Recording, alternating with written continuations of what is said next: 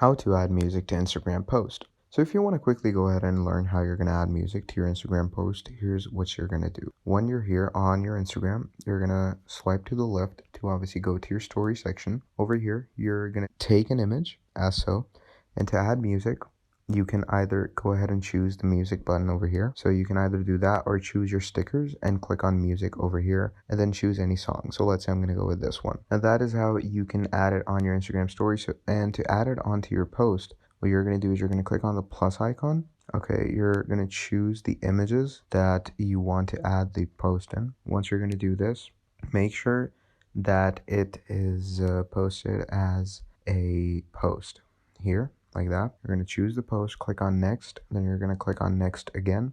You're going to click on add music, choose the music, and here as you can see the music has been added. So when you post this, the music will be played throughout the post, and that is how you can add music to Instagram post in the easiest way.